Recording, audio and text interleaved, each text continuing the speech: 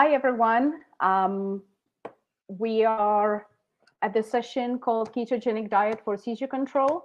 My name is Clara Kramer. I am secretary of the Cure Grin Foundation. I'm a mom of a 3-year-old boy with GRIN1 mutation. During this session, we will have two presenters. We will have Stacy Nichols presenting her real life experience with ketogenic diet with her daughter, and we will have Amy Ramsey to present her research on ketogenic diet with her mice. There will be questions. If you have any questions during the session, please try to put them in the Q&A tab. If not, I will do my best to monitor. I will hand over to Stacy Nichols now. All right, well, thank you, everyone. Thank you so much for having me here today. It has been amazing already so far at the conference. I've learned so much, and I know that there's still quite a bit more to be shared and to be learned, so I'm excited about that. And I'm here today to share with you our family's experience with using the ketogenic diet to treat seizures. So I do have some materials that are part of this presentation that I won't be covering directly, simply in the interest of time. So part of that is just basic diet information and just basic information about the ketogenic diet. I know we have a wide audience of folks, and so some people may not be quite as familiar. So I have moved those slides all the way to the very end. And then also, as I'm speaking on some of the slides, there may be some clinical information that I won't have a chance to go through piece by piece.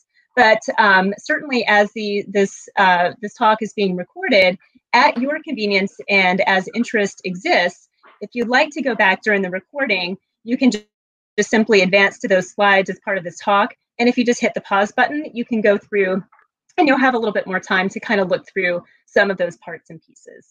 So what I am here to talk to you about today is Leela's experience with seizures, both before and after the ketogenic diet. And then I'll also talk a little bit about our future expectations for seizure control. So this first slide is a lot of pictures. In the center, you will see my family. There's my husband and I. And then we also have our 4 children who range in age from 15 all the way down to age 7. So I'm still not quite sure how we've gotten to this point that my kids are so big and so grown up, but here we are. And then the other pictures are my Leela, who is 10 years of age and was diagnosed with GRIN1 variant back in 2012. And really my hope in presenting these pictures to you, I just wanted you to get kind of a visual of where she is developmentally. So what you can see here is that she's a very, very happy young lady. She loves to be active. She loves to be engaged. She loves to be up and moving around. But also what you see is that she does require quite a bit of support in order to engage in those activities. So Leela started having seizures, I think, somewhere around the age of 2. I will say that it's quite possible that I didn't quite notice some of those absent seizures because I just didn't know what they were, and it didn't occur to me that they were anything abnormal. So started around the age of 2. And you can see here listed just a different progression of the different types of seizures that we've encountered since then, all the way up through age 10. And so even to date, really some of the biggest issues that we've had and that do remain are nocturnal seizures. And I've heard those mentioned quite a few times today by families during the conference and in the chat sessions. So I think that's something that a lot of us are facing. And with the nocturnal seizures, we do have a lot of tonic-clonic styles. We were informed by our neuro, because Leela's seizures tend to be so short, most of them are under 30 seconds. And so for a long time, our neuro kind of assured us that it was okay not to treat with heavy meds, simply because the seizures weren't likely to be causing any neurological damage because of the brevity.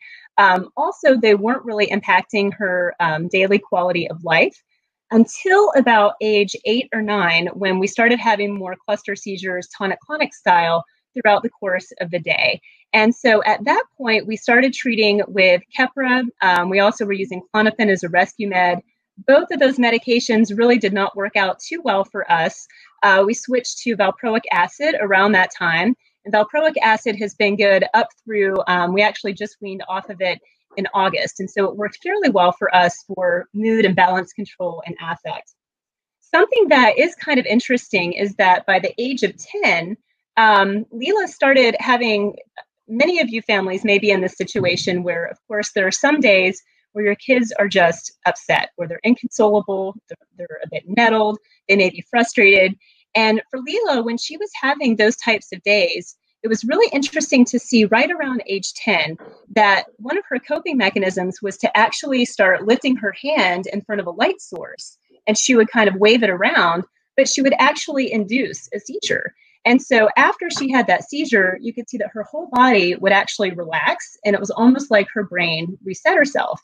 And I didn't know that this was a thing, but I was informed by neuro at UVA that there is a syndrome called sunflower syndrome where patients can induce seizures on purpose. And so it was just kind of an interesting thing to see that it was almost like Leela was actually intentionally resetting her brain by triggering a seizure like that. So I did put some EEG clinical information on this slide. We certainly have had a wide variety of EEGs over the years. The two that I selected to go on this slide are both EEGs where we did have some type of abnormal result. And I shouldn't say abnormal, because I think there are a lot of families that run into this in a very frustrating fashion where it's atypical, but not technically clinically abnormal. So in 2017, I insisted on an overnight sleep study. So we did that, and you can read here kind of what the results were. What is of note that I wanted to share, because I think that there are more than a few families that run into problems with GRIN. One of the results that was returned was that Leela has an abnormal phase 2 sleep pattern. And of course, that kind of goes along with some of her nocturnal seizures. So that was just something that was of interest to me as a parent. And I would love to see additional research with GRIN kids and adults and patients in terms of just sleep and how seizures are related to that. So I have listed here some of the medications that we've been off and on. In terms of developmental progress, where Leela has been, and you saw in some of those pictures, she does experience and continues to experience profound delays in all domains. And of course, with GRIN-related disorder, she has more than a few of the typical symptoms that we see in GRIN1 kids. Some issues with sensory regulation. She has some vision issues with cortical visual impairment. There are some GI issues. Sometimes when she's eating orally, she has trouble with choking and eating safely. And then, of course, we have that ongoing issue of seizures. So I had mentioned that when Leela was between 8 and 9, that was kind of our worst time, I think, for seizures, or maybe I hadn't mentioned that yet, but at any rate, it was. And at that point, our total seizure count usually hit somewhere around between 50 and 60 on bad days. Now, I will say I know that for some of you, that is just a drop in the bucket. And so my hope and my earnest hope is that for those of you who are facing even more seizures than that, I really, really hope that you guys are able to find a way to dampen out that number and to help kind of assuage some of those seizure problems. But for us, the total on bad days was roughly around 60. And again, most of those seizures were very short, just under 30 seconds. Nocturnally, again, that was the majority of our seizures. And so what we would see is that generally between about 8:30 p.m. and 7 a.m., or some variation in there, we would often see up to about 35 seizures within that time period. And it was interesting because even timing her sleep and just kind of correlating when those seizures occurred in terms of when she fell asleep, it was interesting to see that a lot of those nocturnal seizures actually occurred in a fairly cyclical fashion that seemed to correspond to what the chronological timing would be for sleep stage shifts. The other time that we would see nocturnal seizures is when Leela would startle during her sleep. So those are kind of the main problems that we had been having. Okay, so here we are. This is Leela, age 10, pre-ketogenic diet as of December 2019. And at this point, from a developmental standpoint, and you guys may be able to relate to this as well, but Leela has been great at making steady progress, but it's very, very slow progress. And we also find with Leela that her progress is highly variable. So there might be one day that she is fantastic at using her speech device to say something, or there might be a day that she's really good at having reciprocal stepping motion when she is ambulating. But what we find is that she might do it one day, And then 3, 6, 9, 12 months may go by and we don't see it again. So again, it's just highly, highly variable, but it is heartening to see that they're, at least up through keto diet starting, we were definitely seeing a progression there. So at this point in December 2019, Leela was definitely eating orally for the most part, and then we were supplementing her calorie intake with formula. And at this point, as of late December 2019, seizure counts would be on average up to, kind of 35 per night, and all of those would be nocturnal. And then we would maybe have like an additional 2 to 3 over the course of the day that were related to startling.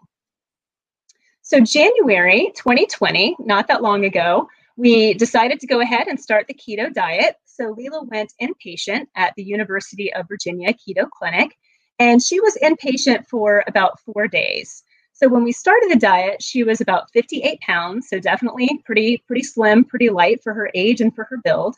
And during that inpatient period, of course, providers were very much monitoring Leela. They wanted to make sure that her body was healthy and well during the transition into ketosis. And I would say that probably the bulk of the focus during that 4-day period was teaching this mama how to manage all things keto. So keto is a lot to wrap one's head around. So during that time in the hospital, I learned very precise measurement methods for putting together the formula, for making sure that the oral foods were put together properly. I learned all sorts of home testing. There's a lot of monitoring that we do at home. And especially I learned how to use and navigate the Keto Calculator software, wherein oral ingredients and recipe, I guess I should say with Keto Calculator recipes, there are certain amounts and certain types of ingredients that go together. And then all together, these recipes basically create a certain ratio for any particular oral meal or any type of oral snack that Leela might have. But it's very important for her to have the exact ratio that is the prescribed ratio for her keto diet. So I have listed our provider information here at UVA. Dr. Aksine was sorry that she could not join us today on this panel. She had another obligation. But again, during that inpatient stay, Leela was transitioned to the classic ketogenic diet. And I mentioned that simply because there are quite a few different types of a therapeutic keto diet. So we are doing the classic diet. I will say that during the inpatient period, there was no fasting. That was something that kept us from the ketogenic diet for many years because our local neuro had said that Leela would have to basically fast for 3 days to get into ketosis. So that was not true. So there was no fasting. And then the particular ratio that was prescribed for Leela was a 3-to-1 ratio. And then with the intention of providing her with oral as well as G-tube feedings. So what we saw within the first 2 weeks of Leela's transition into ketosis and on the ketogenic diet was pretty much par for the course. So there was an increase in seizures at first, and then there was a little bit of irritability. There were some kind of interesting bodily changes that took place. But what was really good news for us was that at that 2-week period, we saw a drastic drop in the number of seizures that Leela was having. And for a lot of families, it may take months. It can take up to 6 months for folks to see a change if one is going to happen. And again, the keto diet does not work for everybody. But we were very fortunate that as early as 2 weeks in, we were already seeing a drastic drop off in terms of the number of seizures. So I do want to mention for anyone considering a keto diet that if you are taking any types of liquid medications, because of the sugar content in those types of medications have to be switched over into a tablet form, again, just to drop the carbohydrate impact of that medication. So just something to keep in mind. That's something that we had to do. So with this slide here, I won't spend too much time on it. There's some clinical stuff for folks who are interested. On the left-hand side, what you see is a picture of a typical meal for Leela. She gets quite a few of these per day. There are more than a few medications that are mixed in there. I would like to point out that the keto diet is by no means a balanced diet. And so because of that, there's quite a few supplements that need to be worked into the daily routine of calorie intake, again, just to make sure that the patient stays well and healthy. Really, my only point with this slide that I will focus on in the interest of time is that, again, the ketogenic diet is a lot to wrap one's head around. There's a lot of time that can go into putting together the formulas and mixing the formula every day, and especially in terms of crafting and creating those oral foods. So there's a lot that goes into that. I have included here a website that may be of interest to families who think the keto diet might be something that they would like to consider. I do have some resources at the end of the presentation as well that I will be sure to show you so that you can go back and review that if you choose to go back and look at the recording. So here's the big deal. Where are we now? Did it work? Yes, the answer is yes. For us, it has worked actually quite well. So if you recall, back when Leela started the keto diet just in January, she was 57, 58 pounds. Really about maybe a month or 2 months in, she had already bounced up to 70 pounds. She is currently 71 pounds. So we actually had to pull back her calories a little bit. And I find that very interesting because our keto practitioners at UVA shared that usually when people go on the keto diet, just like in the real world, typically they lose weight. And so what was really interesting with Leela, and what I'm hopeful that Dr. Ramsey may mention at some point, is I know I've heard talk at some point of GRIN perhaps being a glucose deficient disorder. And so it was almost like Leela, even though she had plenty of glucose and plenty of energy available for her brain prior to keto, it's almost like her body couldn't really use it very well. And so as soon as we switched over to keto, she had this huge blossom in terms of weight gain. We had all sorts of secondary changes that I probably could have done without. But at any rate, it just really seemed like her body was thriving and was finally getting the energy that it really needed to grow and to develop. So in terms of seizure counts, if you recall that when we started keto diet, on average, we were having maybe 35 overnight nocturnally. And so now we're down to really only 1 or 2 nocturnal seizures per night. And actually, those seizures are incredibly short. So they were short before, under 30 seconds. Now they're probably under 10 seconds. And so really, even the way that they look is very different. Previously, they were more of a tonic-clonic style. And now what I may see in Leela's cameras at night when I'm monitoring is maybe an utterance, maybe an arm will move.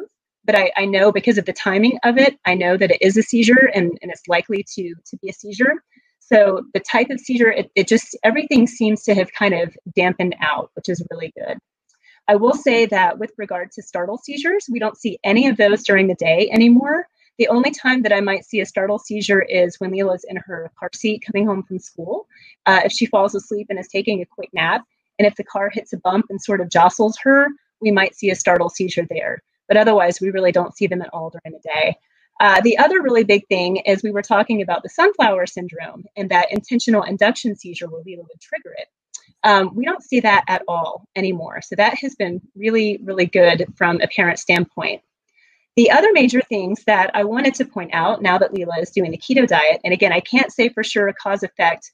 It could be that as Leela was hitting adolescence, some of these seizures would be dampening out anyway. I don't know, but definitely we started the keto diet and we are actually seeing some very different things from what we had been. So one of those things is that we are now seeing noticeable and very consistent improvement in all domains, which is huge as a parent. I'm so thrilled that I see some sort of a skill or something happening, and then it happens again the next day, and then it happens again the next day. And so I'm just relieved for Leela that she is developing in a consistent way because she looks so darned proud of herself. So also another thing. Interrupt. Yeah. Sorry, you are at 17 and almost 18. Okay, I'm sorry. Thank you. There's a question for you actually waiting. So okay, you got it. So I'm folks read the rest. And there is a somebody asking, were you suspicious of nocturnal seizures, or was your EEG result a total surprise?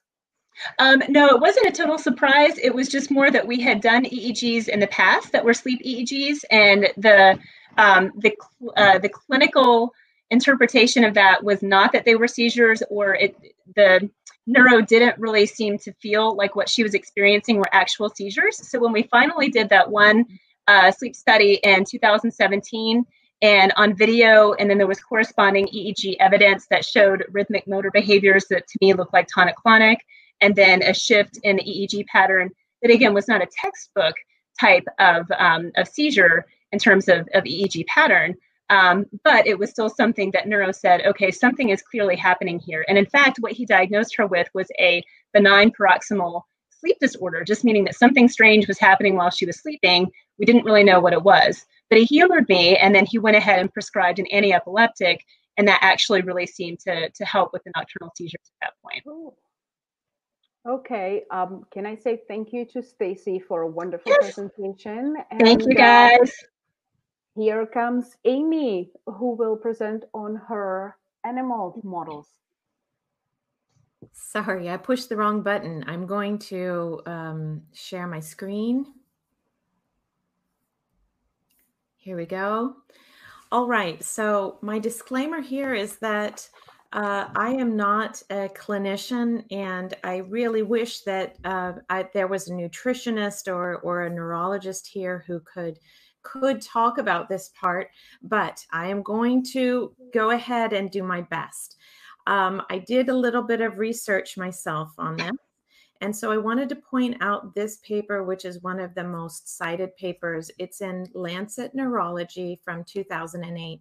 And this is where they found that the ketogenic diet was really successful in children especially, but it's now been extended to adults as well with epilepsy to reduce seizures. And in some cases, people can become seizure-free with the ketogenic diet.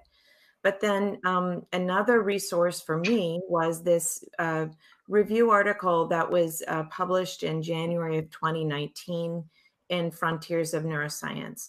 And so if you want to do some reading about how the ketogenic diet, how we think it's working, this was a nice review for me. And one of the things that Stacy mentioned is that there are now several diets that have been discovered. So at first, I think the first thing that was discovered was that starvation seemed to reduce seizures in people who had epilepsy. But of course, that's no solution for epilepsy. And then it was in 1920 that this ketogenic diet, what was discovered that it could do the same thing as starvation, but with the added benefit that you get to stay alive, but it is pretty severe. So in this article, they were saying the classic diet was 4 parts of fat for every 1 part of protein plus carbohydrate. And so it sounds like in Stacy's case, they were doing 3 parts fat for every 1 part protein and carbohydrate. And so even that is better. But there have also been success with a modified Atkins diet and the low glycemic index diet. So with a modified Atkins diet, you reduce the fat to 65%, and the rest is 25% protein and 10% carbohydrates. And then with the low glycemic index, you can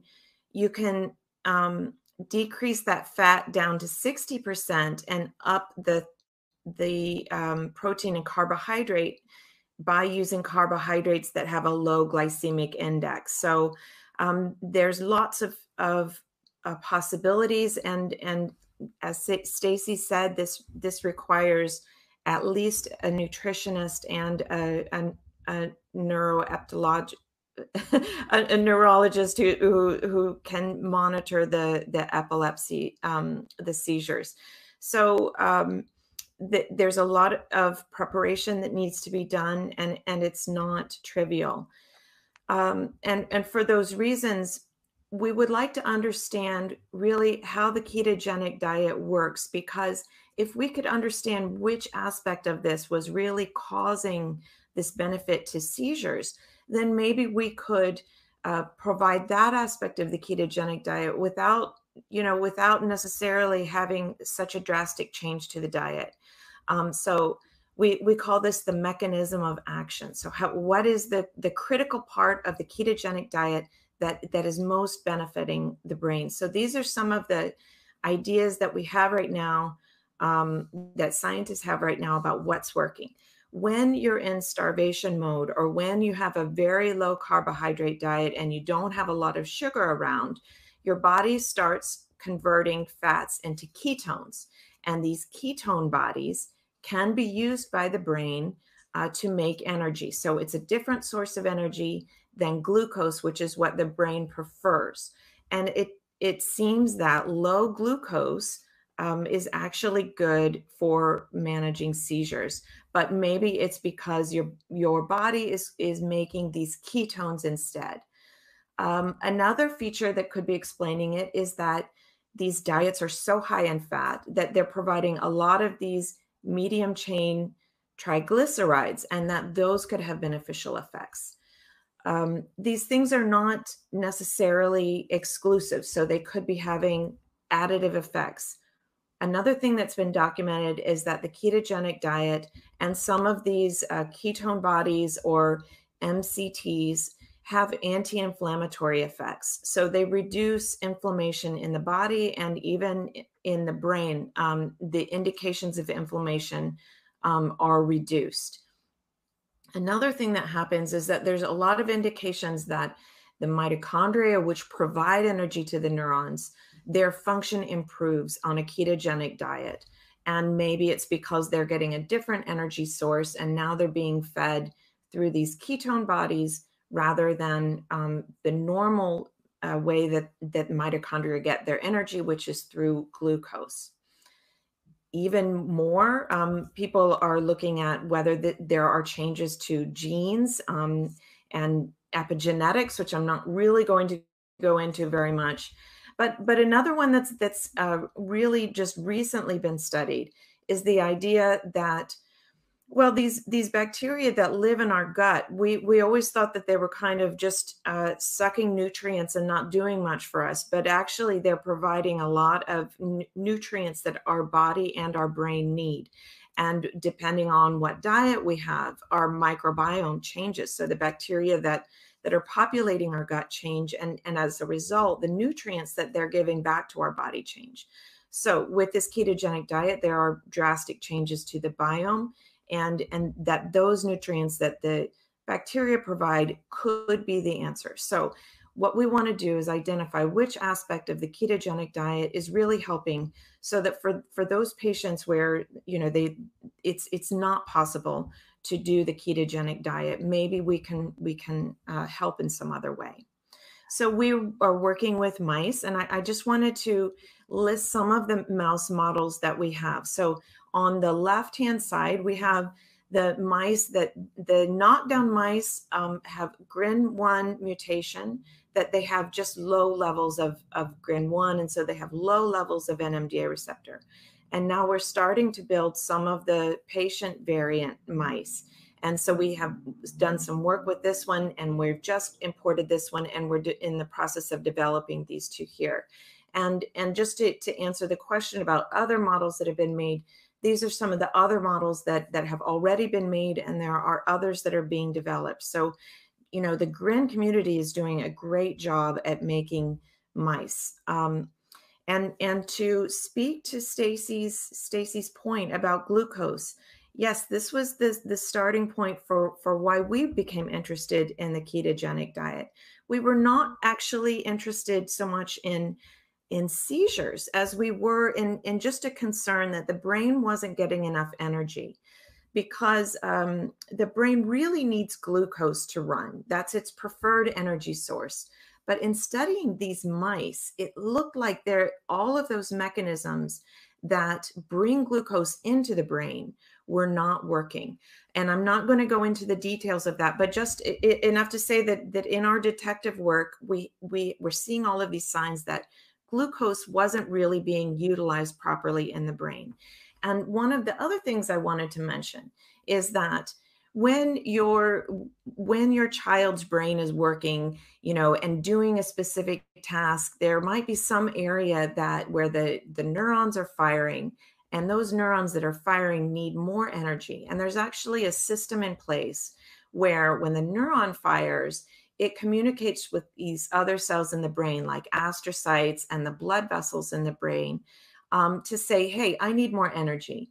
And what these cells do is they upregulate the glucose transporter, and they actually bring more blood into the area, and they bring more glucose, and they need these transporters to go in to the neuron. So you need these glucose transporters, sorry about that, in order to actually get that glucose into the brain. And those were not being expressed at the levels that they needed to be expressed. So this is why we thought we need to provide another energy source. And so we used these mice, we gave them a ketogenic diet, or we gave them one of the ketone bodies. That's the main ketone body that's made during ketosis, during a ketogenic diet, which is called beta hydroxybutyrate. So I will stop there. I'm so sorry. I am so sorry too. The time really got away from us, but okay. There is, half an hour is obviously not enough to even, go anywhere near ketogenic diet as a topic. But thank you so much. There are no answered questions, and we will see you at the big Q&A. So Thank you so much, Stacy. And thank you so much. I'm so sorry I went long. No, that's okay. Okay. All right. Bye, everybody. Thank you. Bye.